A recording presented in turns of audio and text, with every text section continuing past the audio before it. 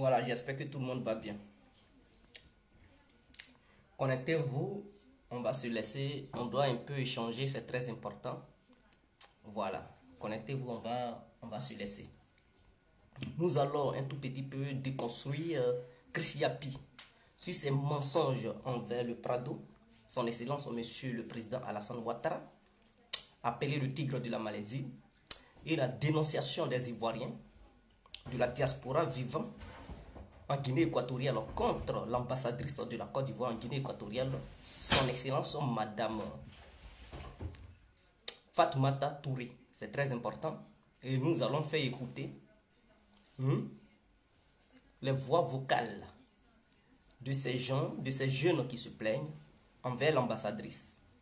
Mais d'ailleurs, nous allons mettre la vidéo de Chris Yapi et ensemble, on va le déconstruire. Ce n'est pas... Donc, de Alassane Ouattara. Numéro 1, le syndrome de l'étranger. D'emblée, il est important que l'on s'entende bien. Ici, il n'est pas question pour moi de développer des thèses xénophobes. Alassane Ouattara a été élu président de la République en 2010. Bien sûr. En avait-il le droit? Oui. Mais sortons du chauvisme. Selon moi, tout Africain est chez lui en terre africaine d'Afrique. Alors, l'angle de mon propos n'est donc pas celui-là. Cependant, ce que je reproche à Alassane Draman Ouattara, c'est l'imposture et le mensonge pour arriver à ses fins. Il a trompé les Ivoiriens sur lui. Qu'est-ce que Chris Yapi appelle la posture et le mensonge? Parce que l'entendre dire que ce que lui, Chris Yapi, ne cautionne pas, c'est l'imposture et le mensonge du président Alassane Ouattara. Qu'est-ce qu'il appelle imposture? Qu'est-ce qu'il appelle mensonge? Et lorsqu'il parle dans ses propos, il dit non, pour lui, il n'est pas xénophobe. Et donc, tout Africain est chez lui en Afrique. Bien vrai, tout Africain est bien chez lui en Afrique. Donc, si on veut bien comprendre, il veut dire par là qu'il est pas africain.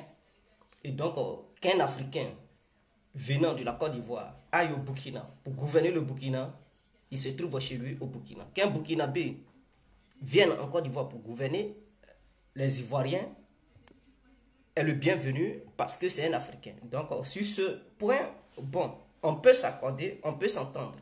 Et donc, il est panafricain. Mais nous allons poursuivre. Et on va l'écouter. Et sur sa filiation. Pour son ambition personnelle, il a renié comme Simon-Pierre dans la Bible son ADN, son père et sa mère. Venons-en au sujet. Comme Barack Obama ou Nicolas Sarkozy, il avait le droit de candidater en Côte d'Ivoire. Rien n'a empêché Barack Obama, qui a des origines kenyanes dont il est fier, de diriger les Américains. Rien n'a empêché Nicolas Sarkozy, qui a des origines hongroises, de devenir le premier magistrat des Français. Et Nicolas Sarkozy revendiquait avec fierté le passé hongrois de sa famille. Qu'on se comprenne bien. Ce que je reproche à Alassane Ouattara, c'est tout simplement d'avoir menti sur ses origines aux Ivoiriens, donnant le sentiment d'avoir honte de ce qu'il est réellement. Il a donné le sentiment d'en vouloir à mort à son père d'avoir été burkinabé et de l'avoir amené à Saint-Doux pour l'y élever. Il donne le... Mais vous comprenez, Chris Yapi, il dit Alassane Ouattara a renié ses origines, comme Simon-Pierre l'avait fait dans la Bible. Or, contrairement à Nicolas Sarkozy qui brandissait ses origines hongroises, et le président américain, l'ex-président américain Barack Obama qui brandissait aussi ses origines kenyanes. Mais Alassane Ouattara, contrairement, lui, il a menti sur ses origines burkinabé. Mais écoutez, parce que ce problème, je n'arrive pas, comment se fait-il que les Ivoiriens, quand on dit Ivoiriens, ils ne comprennent toujours pas. Et pour argument, ils font sortir un ancien passeport qui portait le nom d'Alassane Ouattara. Pour argument, ils demandent toujours Alassane Ouattara a fait CPE avec qui? Dans quelle école primaire il a été à l'école pour la première fois? Mais si vous basez sur ces genres de trucs de fait ou sur ces genres de propos pour argumenter vos affirmations et vos accusations en disant que Alassane Ouattara est bel et bien burkinabé, mais c'est du mensonge. Je vois la petitesse de l'esprit du peuple ivoirien. Pas tous les Ivoiriens d'ailleurs, une partie du peuple ivoirien. Pourquoi je le dis? Je vais vous démontrer quelque chose. Est-ce que des Ivoiriens n'ont pas immigré dans d'autres pays? Voici la question que je me pose. Est-ce que vous qui me regardez là, vous n'avez jamais connu un Ivoirien quittant la Côte d'Ivoire pour aller immigrer ailleurs? Il faudrait que ça soit clair. Des Ivoiriens même qui ont quitté la Côte d'Ivoire, ils n'ont jamais mis... C'est-à-dire, ils ont quitté la Côte d'Ivoire pendant que vous étiez petit. Depuis qu'ils sont partis là, vous n'avez plus de leurs nouvelles. Jusqu'à aujourd'hui, vous êtes vieux, mais vous n'avez plus les nouvelles de ces gens. C'est-à-dire, depuis qu'ils sont partis, d'autres ne sont même pas encore revenus en Côte d'Ivoire. Mais ceux qui sont partis là, est-ce qu'ils sont partis comme ça? Ils sont partis, mais ils ont conçu des familles là-bas. Ce sont des gens qui ont eu des enfants. Depuis qu'ils ont quitté leur terre natale, la Côte d'Ivoire là, ils sont partis, mais ils ont eu des enfants. Et ces enfants-là, ils sont grands. Ces enfants même n'ont même pas encore mis pied en Côte d'Ivoire. Mais ces enfants vont être quoi? Ça dépend. Ça dépend. Pourquoi on parle de consulat? Pourquoi on parle d'ambassade? C'est-à-dire vous-même qui êtes ici, vous qui me regardez, que vous soyez au pays ou à l'étranger, quand tu es ivoirien ou ivoirienne, lorsque tu fais un enfant, tu dois déclarer ton enfant au sein de ton ambassade pour que l'ambassade puisse reconnaître l'existence de ton enfant. Comme ça, si un jour l'enfant grandit et qu'il réclame sa nationalité de ses parents, que l'un de ses parents soit ivoirien ou je ne sais pas, pour que si cet enfant réclame sa nationalité, on puisse lui accorder cette nationalité. Il y a d'autres qui ne déclarent pas leurs enfants. Cela ne veut pas dire que leurs parents n'ont pas d'origine ivoirienne. Il y a d'autres qui ne veulent même pas déclarer leurs enfants au sein de l'ambassade de Côte d'Ivoire, du pays, des pays où ils se trouvent.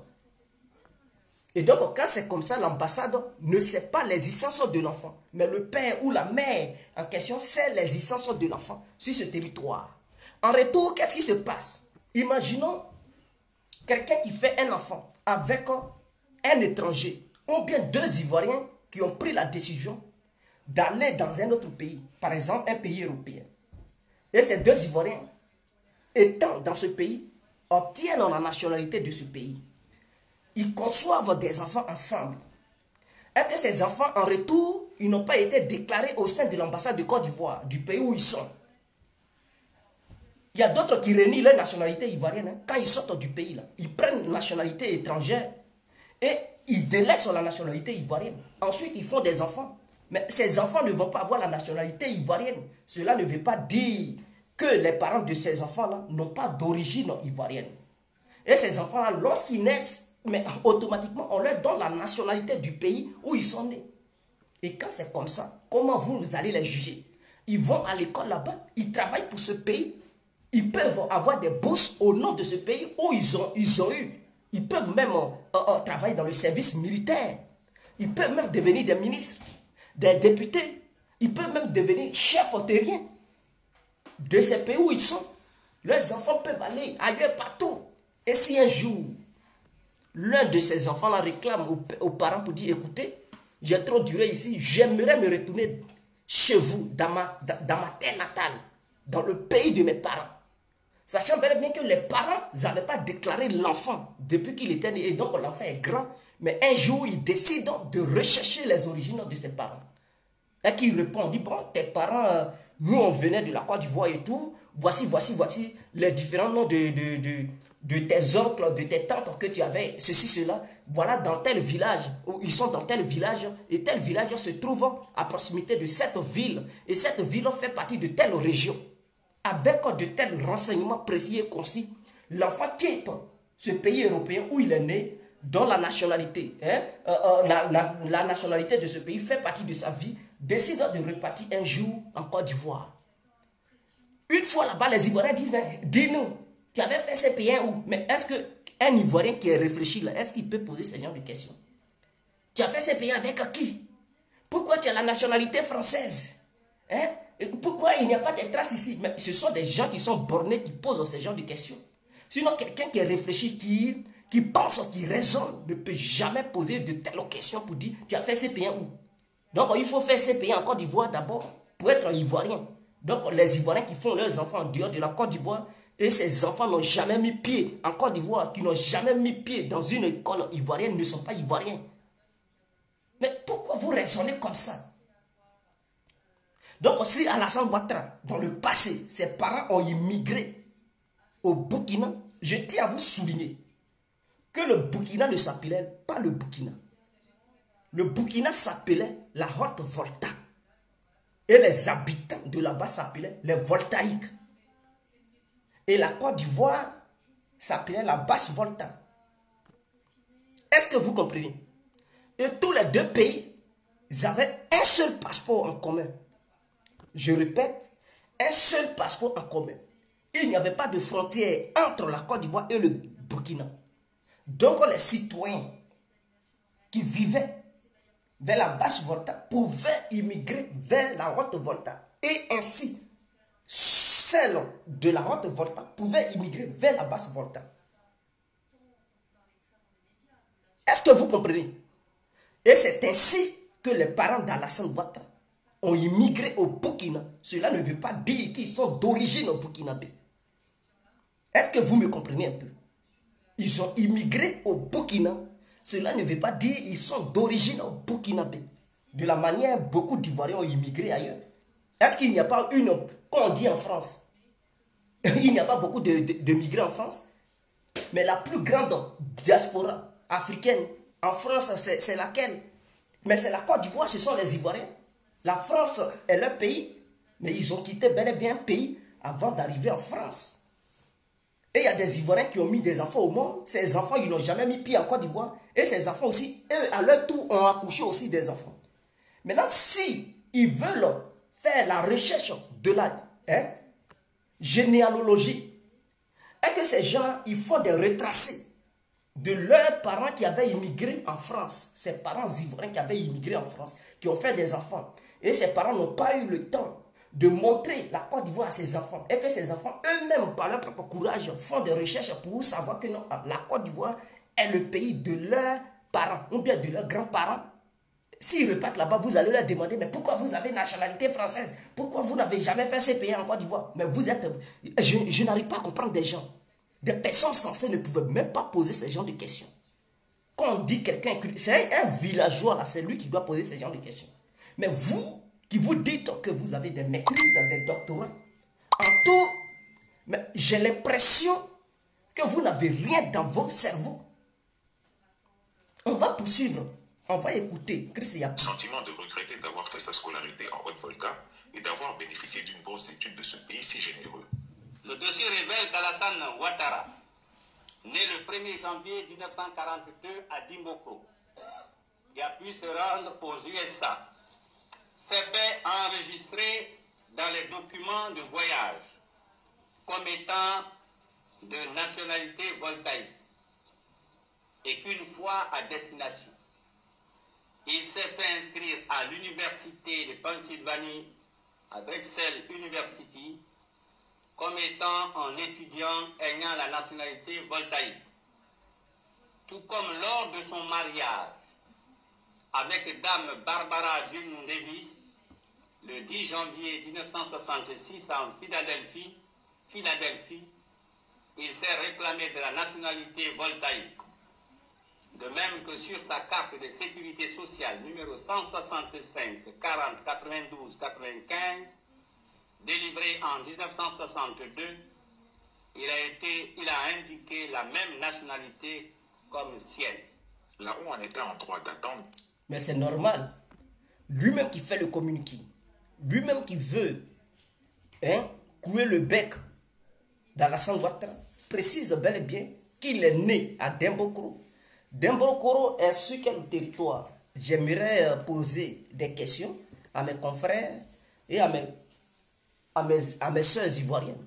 Dimbokro est sur quel territoire? Territoire burkinabé, malien, guinéen, ivoirien? Question, à vous de répondre. Donc, si quelqu'un est né à Dimbokro et par la suite, il a immigré au Burkina, est-ce que c'est un délit?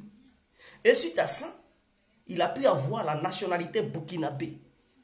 Parce que naître à Dimbokro et par la suite aller au Burkina, ses parents peuvent aller là-bas. Et c'est normal.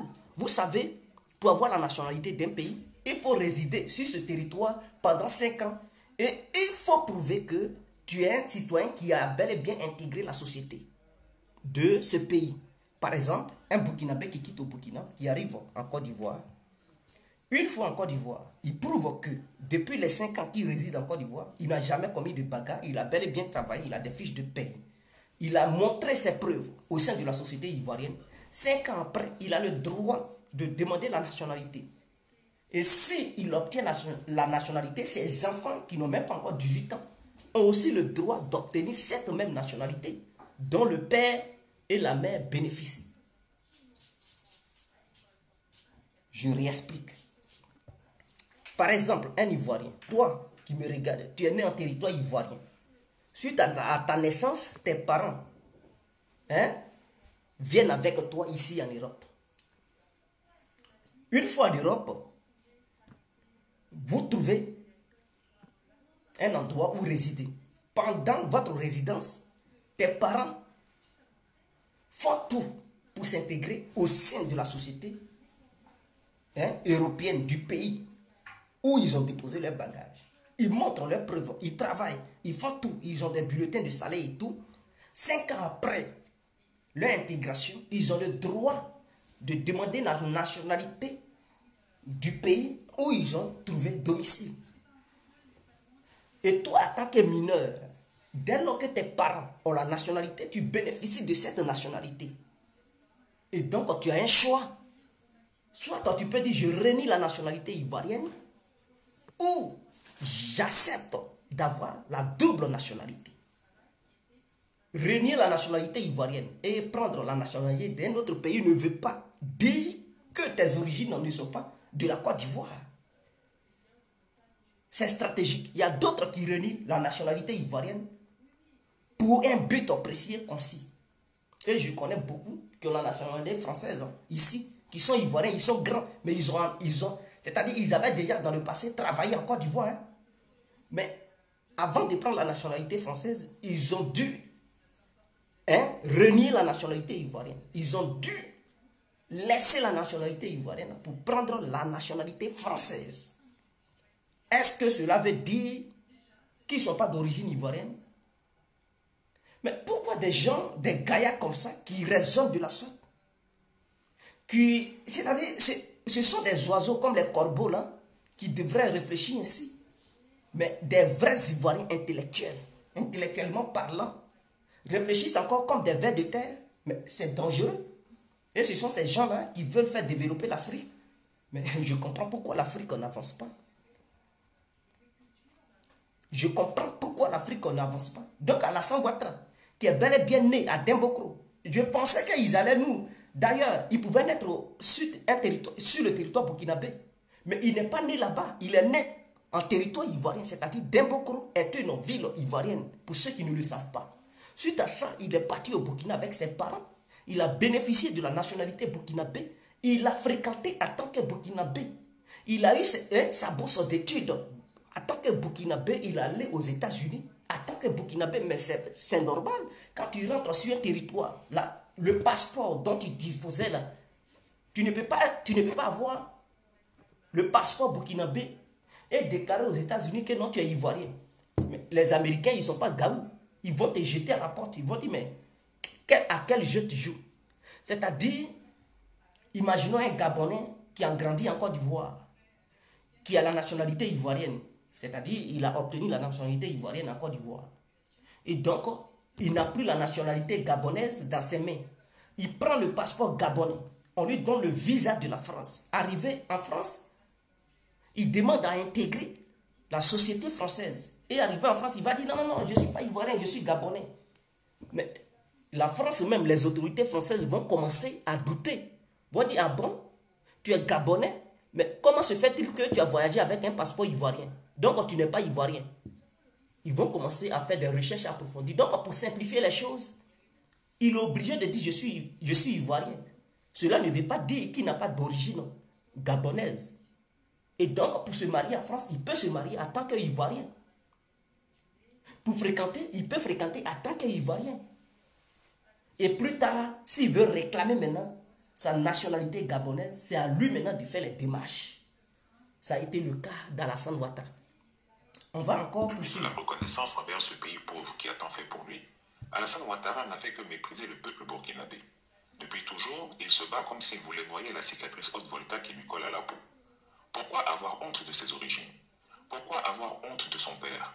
Pourquoi avoir honte de dire que son père est enterré à Sindou? Les Burkinabés seraient-ils des sous-hommes? Pourquoi, contrairement à Barack Obama qui a été fier de repartir au Kenya et d'aller y retrouver sa famille africaine, Alassane Ouattara n'est jamais allé officiellement à Sindou pour se recueillir dignement sur la tombe de son géniteur Dramane Ouattara? Pourtant, il n'hésite pas à s'y rendre en catimini pour ses rituels mystiques. Personnellement, cela me choque. Une fois, Mais Alassane Ouattara n'est pas un métis, contrairement à Barack Obama. Qu'est-ce que c'est que le métissage? Le métissage ne veut pas dire avoir la peau différemment de l'autre. Non, le métissage, c'est que soit tes parents, l'un de tes parents est ivoirien et l'autre est burkinabé, ou un est malien et toi tu es ivoirien. Si un ivoirien et une malienne se croisent, l'enfant qu'ils mettront au monde, cet enfant s'appellera un enfant métis.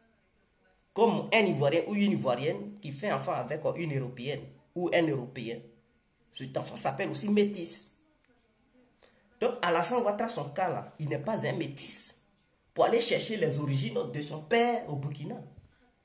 Son père a été enterré, certes, au Burkina. C'est tout à fait normal, c'est logique. J'aimerais vous poser la question. Il n'y a-t-il pas des Ivoiriens qui ont été enterrés en dehors du territoire ivoirien? Est-ce que là où ils ont été enterrés, là, c'est de là que viennent ces aïeux? Affaire de Covid qui est venu même là, il y a des Ivoiriens qui ont enterrés ici. Hein, des Ivoiriennes qui sont morts et mortes ici. On les a enterrés ici. Est-ce que la France est le pays d'origine? Je vous pose des questions. Voilà. Des gens qui raisonnent comme des trucs, comme des têtards. Est-ce qu'enterrer quelqu'un quelque part veut dire la personne vient de là? Rien. Mais entre nous, Africains même, là, il y a des Burkinabés qui viennent en Côte d'Ivoire, ils travaillent dans les champs de cacao, qui ont la nationalité burkinabé. Souvent, quand ils meurent, on ne les envoie pas au Burkina. On les enterre en Côte d'Ivoire. Est-ce que cela veut dire qu'ils sont d'origine ivoirienne? Ou bien vous n'avez jamais vu dans votre village, ou bien dans vos villages respectifs, des Burkinabés qui sont morts et puis on les a enterrés là-bas. Vous n'avez jamais encore vu ça. Vous voyez ça matin, midi, soir, mais vous faites semblant. Vous voyez ça, mais vous préférez taire cette affaire. Vous préférez être aveugle pour accuser Alassane Ouattara. Aveuglement, c'est tout. Sinon Alassane Ouattara n'est pas un Burkinabé. Si son père a été enterré à Saint-Doulou-Lointain, mais cela ne fait pas d'Alassane Ouattara Burkinabé. Il a 7 ans immigré là-bas. Il avait tous ses biens là-bas. Donc, si tu meurs quelque part où tu as tous tes biens, mon tante là, il y a des femmes qui ont quitté d'autres pays africains qui sont venus en Côte d'Ivoire pour se marier là-bas. Mais quand elles meurent là, souvent on ne les ramène pas dans leur pays d'origine. On les enterre en Côte d'Ivoire parce qu'elles ont tout dans ce lieu où elles sont venues. Donc, elles ne voient pas d'opportunité. Ou bien ces enfants ne voient aucune opportunité ailleurs de mettre leurs parents dans un vol pour dire, bon, son pays d'origine c'était là-bas, on va l'enterrer là-bas. N'importe quoi. Il y a d'autres, ils viennent d'ailleurs, là où ils meurent là, on les enterre là-bas. Les migrants qui meurent dans la mer là, et puis on les enterre au bord de la Tunisie là. La Tunisie est le pays. Regardez-moi des gens qui réfléchissent, on dirait des coqs. Allez-y, au bord de la mer tunisienne. Et vous allez voir des tombes, des noirs. Ces petits Africains qui meurent là-bas, là, vous pensez que la Tunisie est chez eux? Et il y a des différents Ivoiriens, des différents trucs africains qui meurent au Maroc. Et puis on les enterre là-bas. Le Maroc est le pays. Donc enterrer quelqu'un dans un endroit précis et concis veut dire la personne vient de cet endroit-là. Mais comment vous raisonnez même? Et c'est ça là, l'opposition a comme argument. Il avait passeport burkinabé. Mais si on veut rentrer en profondeur, Gbagbo aussi avait eu un passeport malien. Demandez à Blé Goudé. Quand il fuyait là, il avait eu un passeport d'un pays étranger. Je ne sais pas si c'est togolais ou béninois. Est-ce que cela fait de lui un burkinabé? Ou bien un béninois ou un togolais? Allez-y, demandez à Gbagbo. Il y a des gens, quand on les poursuit, ils changent de passeport, ils s'en vont prendre autre passeport pour s'échapper. Donc, le fait de voir un passeport étranger dans la main de quelqu'un, alors il est de ce pays-là, ou bien il est originaire de ce pays-là. Mais comment vous raisonnez? Même ceux même qui tiennent ces genres de discours-là, quand vous partez fouiller dans leurs armoires, ou bien dans leurs sacs, dans leurs manettes, ils ont d'autres passeports qui ne sont pas des passeports ivoiriens. Cela veut dire qu'ils sont originaires de ces pays qui leur ont donné ces passeports-là. Parce que pour avoir le passeport d'un pays, il faut avoir la nationalité de ce pays pour obtenir le passeport de ce pays. Est-ce que vous comprenez? Parce que avoir un passeport, il faut prouver que tu as le certificat de nationalité de ce pays. En un mot, c'est que ce pays t'a accordé sa nationalité. Donc, tu peux obtenir le passeport de ce pays. Mais cela ne veut pas dire que tu es originaire de ce pays. La nationalité et les origines sont deux choses qui sont différentes.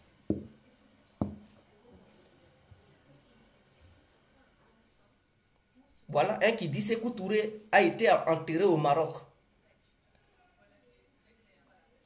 Allez-y demander aux Congolais. Aux Congolais. L'ancien président congolais, il est mort au Maroc. Ils ne l'ont pas ramené truc au Congo. Il a été enterré au Maroc. Est-ce qu'il est d'origine marocaine? Allez-y demander au père du président actuel congolais. Qui c'est qu'il dit? Son père là, il était mort en Belgique ici. Ils l'ont enterré en Belgique. Est-ce qu'il est originaire truc de la Belgique? Regardez-moi des gens comme ça. Hein?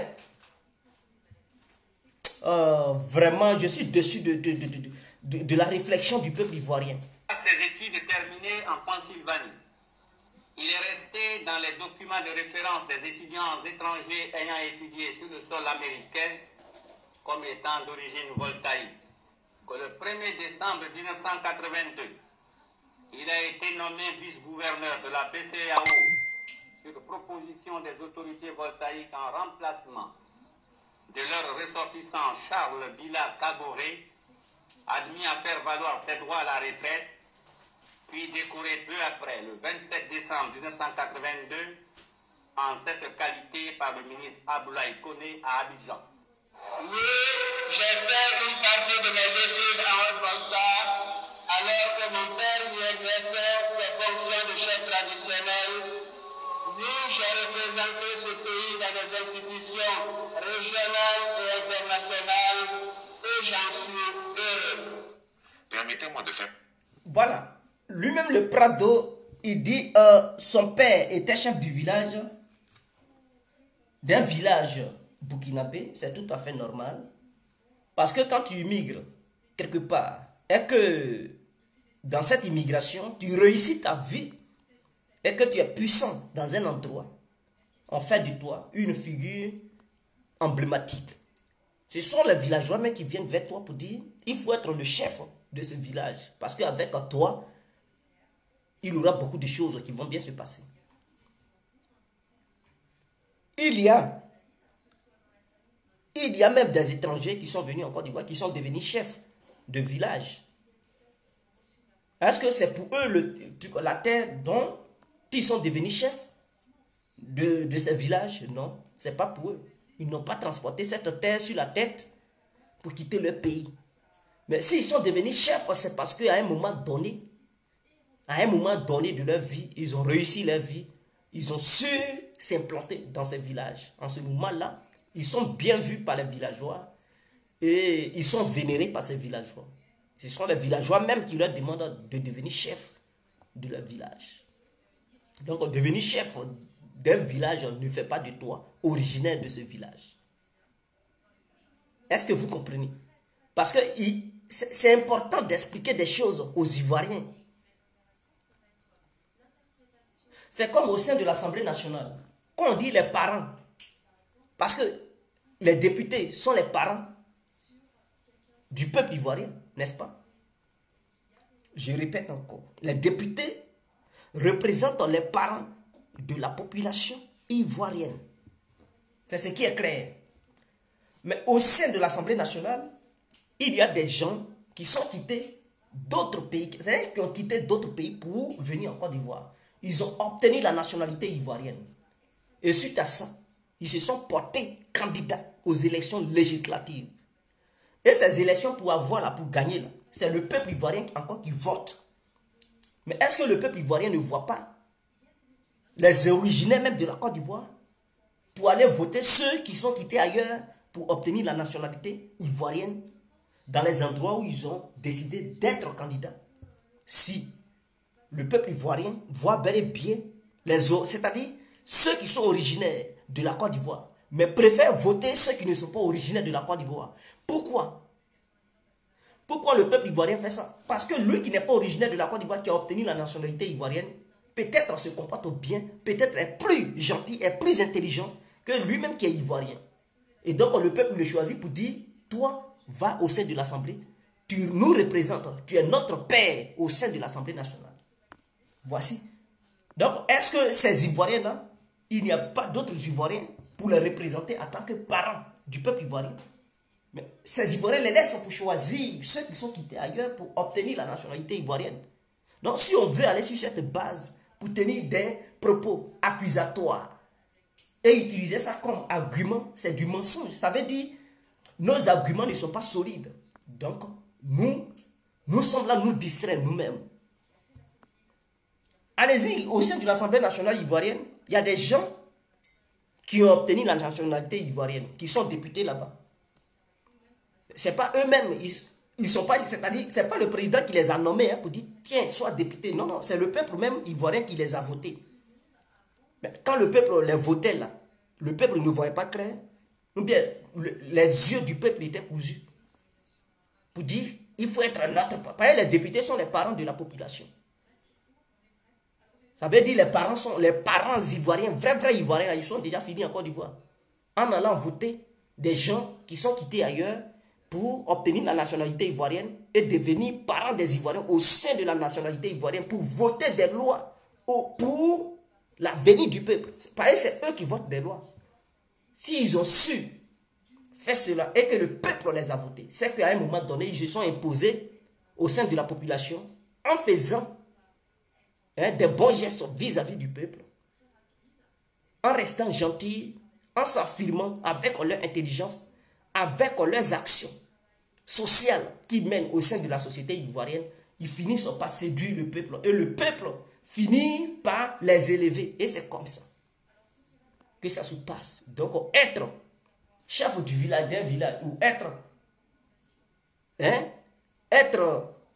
ministre dans un pays, ou être maire dans un pays, ou être député dans un pays, n'a rien à voir qu'on soit originaire de ce pays. Voici ce que je tenais à dire. Donc allez-y, dire à votre Chris Yapi que ces arguments ne tiennent pas. Comme on ne va pas trop s'attarder sur cette histoire de Chris Yapi, nous allons attaquer encore un autre problème. Vous savez, la Côte d'Ivoire, elle est la Côte d'Ivoire, mais elle a des représentants partout dans le monde. Dans n'importe quel pays qui puisse exister, la Côte d'Ivoire a au moins un représentant. Si dans le cas contraire, la Côte d'Ivoire n'a pas de représentant, dans un pays ou dans un endroit quelconque du monde, délègue un autre pays de représenter la Côte d'Ivoire là-bas. Donc pour venir en Côte d'Ivoire, il faudrait que les habitants de ce pays ou les Ivoiriens qui ont immigré dans cet endroit-là puissent coopérer avec le représentant de la Côte d'Ivoire de ce pays. Et souvent les représentants sont dans les ambassades et au sein des consulats. Alors j'aimerais vous parler d'une dame qui est ambassadrice de la Côte d'Ivoire dans un pays africain. Et ce pays africain, c'est la Guinée équatoriale. Vous savez, d'autres Ivoiriens sont obligés d'aller prendre la nationalité malienne pour vivre au sein de la Guinée équatoriale. Parce que la Guinée équatoriale n'est pas comme la Côte d'Ivoire. Là-bas, tu ne peux pas vivre si tu n'as pas de papier. En Côte d'Ivoire, souvent, nous on tolère. Il y a des gens qui vivent là-bas, ils n'ont pas de passeport, ils n'ont pas de papier. Mais ils vivent là-bas parce que la police ne nous fatigue pas. Pour dire où sont tes papiers, ceci, cela. Et non, on va te rapatrier, non. Et les Angolais, les Guinéens, là, eux, là, ils ne jouent pas dans leur pays. Tu n'as pas de papier, ils t'attrapent, c'est la prison 1. Ils te foutent en tôle, ils te chicotent. Vous savez, prison africaine, ce n'est pas prison des trucs où on caresse les gens. Hein. Tu n'as pas de papier, mais ils vont bien te masser. Vous voyez nos prisons ivoiriennes, là, c'est comme ça.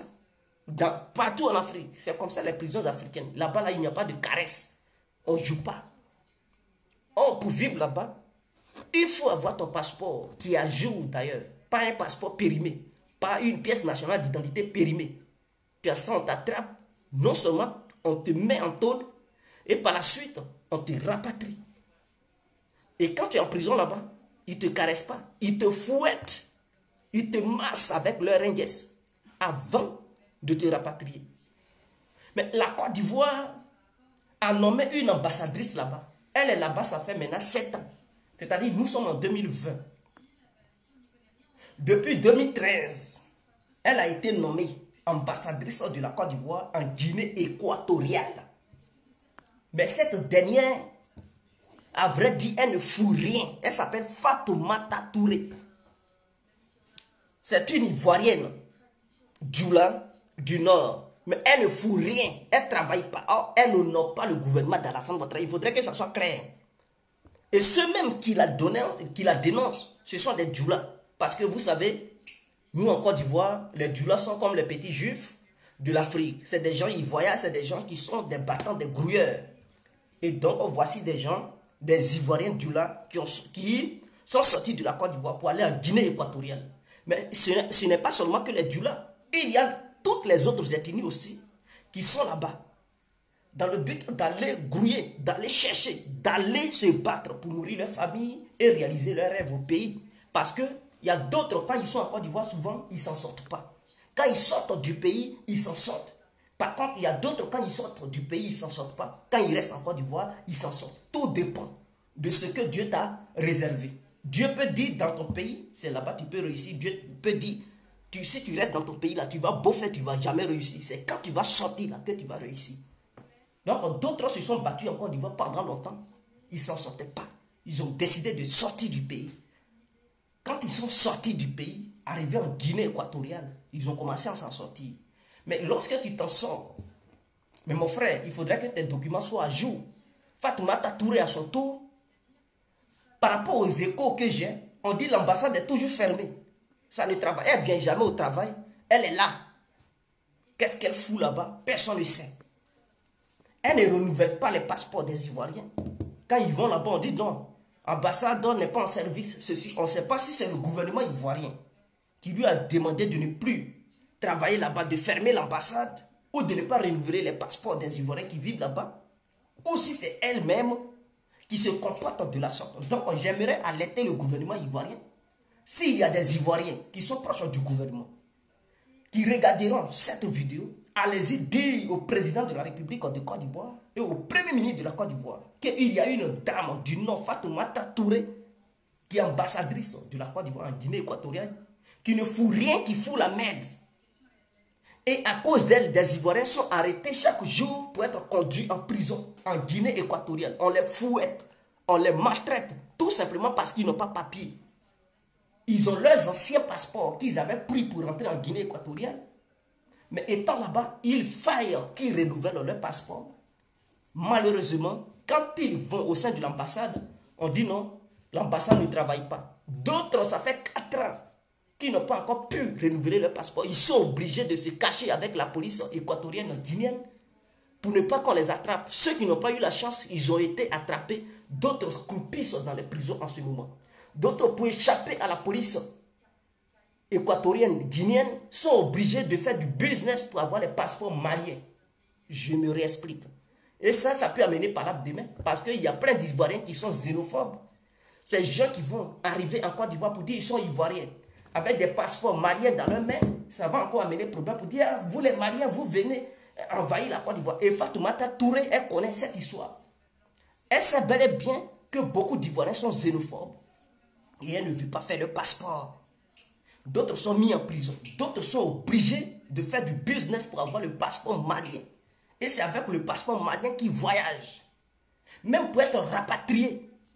Si eux-mêmes ils demandent un laissez-passer pour aller en Côte d'Ivoire, elle leur demande une somme.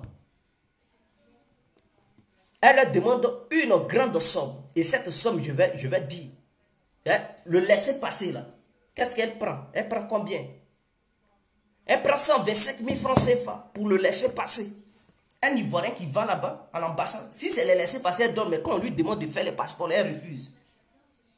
Je n'arrive pas à comprendre. Ou bien dans l'histoire du passeport, elle n'a pas son gombo. Donc on laisse passer, là, elle sait qu'il y a l'argent dedans. Est-ce que quand elle te donne le laisser passer, il y a ces 125 000 francs qui sont chauds, qui rentrent dans ses poches. Donc elle est prête à faire. Mais quand on lui demande de faire les passeports, elle dit non, il n'y a pas de passeport. Donc les Ivoiriens sont obligés de descendre au Mali.